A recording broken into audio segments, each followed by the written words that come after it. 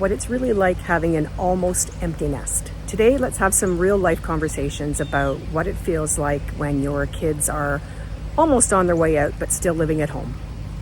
There's not a lot of conversation really about this stage in life when you're an almost empty nester. Like I feel for me, it's a really emotional time of my life. In the sense that, I've got one kid, he's in grade 12, another one, she's in third year university. And it's almost like there's a timeline ticking. You know that your time together is almost coming to an end.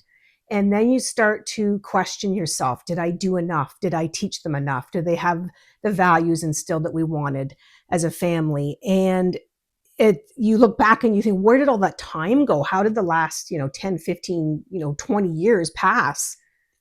But really, knowing that you've done the best that you can and that the values that you have instilled will take your kids through life, that is reassuring. And knowing that they are independent, that's another thing. Again, you start questioning, did I do enough? Did I teach them enough?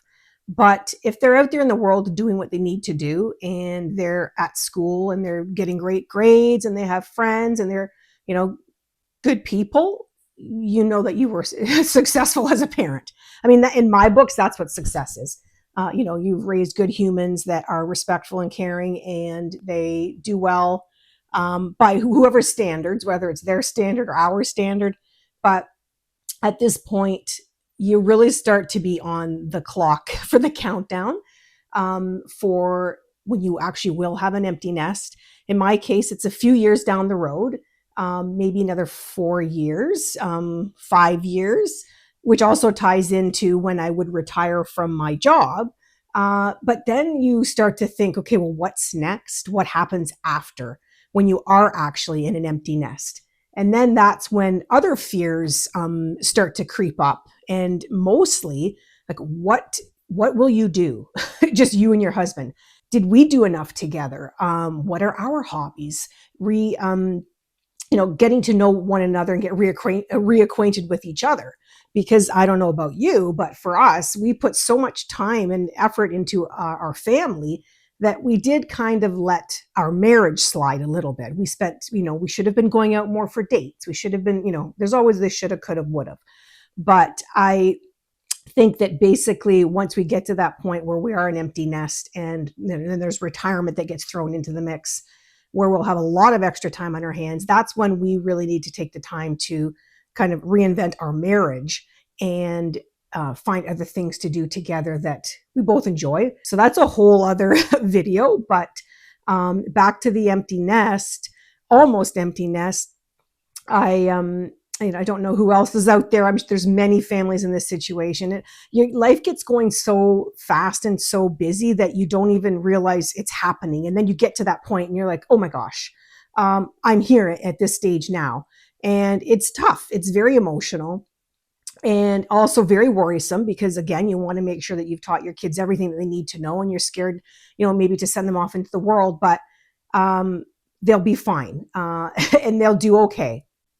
Hi there, I'm Lori and welcome to my channel. Thank you so much for being here.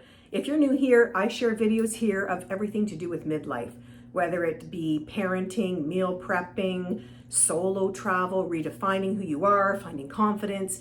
If any of those things resonate with you, thank you for being here and I hope that you'll subscribe. Now let's get to the video. You just have to trust that what you've taught them, that they're going to take that with them out into the world and that they're going to be okay.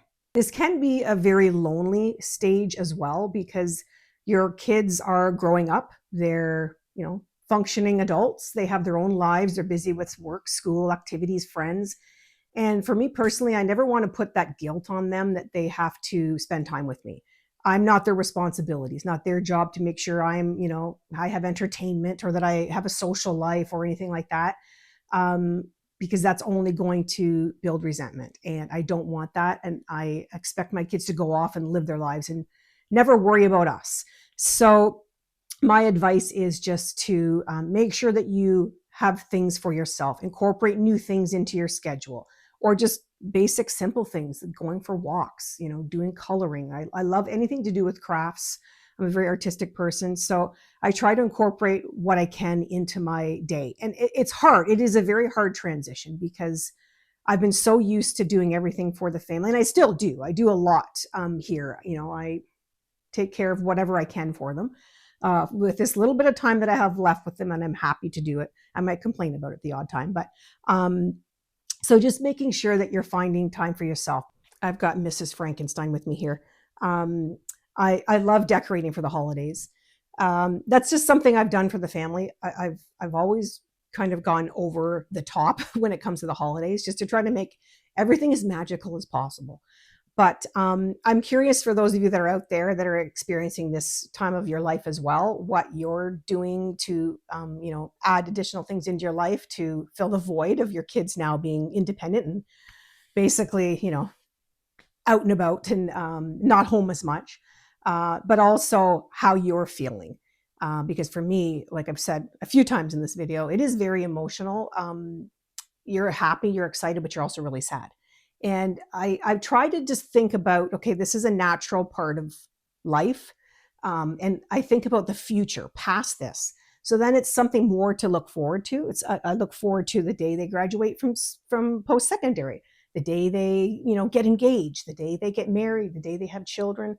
I look forward to grandchildren. So it is a natural part of how life progresses, but it's like every part of life is hard. If you're an almost empty nester too, do you find that you get very nostalgic? Literally everywhere I go, when I see things that remind me of the kids when they were little, I get a little sappy. And you'll drive past the school that they went to, or the playground that they used to play at, or you'll go to the grocery store and you remember all the moments that you had there, with them, being in the cart, being silly, or and then I don't know, but do you find that, like, I get kind of annoyed? I look at families and I see them there with their little kids having fun, and it's like, I want to be that person again. And I'm very easily getting annoyed, getting annoyed with people. And it's not really envy. It's just, I think you're that nostalgia, and you miss that time when your kids were little and the things you used to do together, because now they're not spending as much time with you. And that's what also is really hard. It's the time that there's no longer any time where that they are designated to be with you. When they were little, you could drag them all over the place, right? And they were stuck with you. Lack of time together is something that I miss a lot. And I still try to incorporate things, which we do as a family. We'll have our movie night or a pizza night, or we'll go out for dinner together when we can, nail everyone down on their schedules. And it's not like they're, in their 20s and 30s. These are still like teenagers, but they're very busy because they have full-time school, they have jobs, they have friends, and we want them to go off and live their lives, but also we want to still hang on to them. So that's what I miss. I miss that I would always have them with me. And, back in the day, when they were little and running around and life was very chaotic and crazy, you wanted that peace and quiet and that alone time. But now that it's come, I don't really want it. I want to give it back. But that's just part of evolving. I'm happy that they're out living their lives, but the silence and the quiet is what you kind of yearn for, but also now I don't want it. And it's just trying to fill the void of that quiet time and that alone time, and filling it with other things. So it's a big transition when you're going from, 100% parenting to then, almost empty nest, and then eventually full empty nest, which will be coming eventually too. Thank you so much for being here today with me and Mrs. Frankenstein. I don't know that I actually provided any kind of insight today or advice, but if anything, this was just a rambling video, just, letting you know how I've been feeling. I'm sure there's many of you out there that are in the same stage of life. And I think that's the thing, is that we just want to know that we're not alone, that there's other people out there going through the same thing and, feeling the same way. So, as I've said, I'm 53. I am married, and I have two teenagers in the home. I have a full-time job and a small business and two cats. So if there's anything here that resonates with you, I would love to have you subscribe, and I'd love to catch up with you in the comments. And thank you so much for watching until the end. I really appreciate it. Bye for now.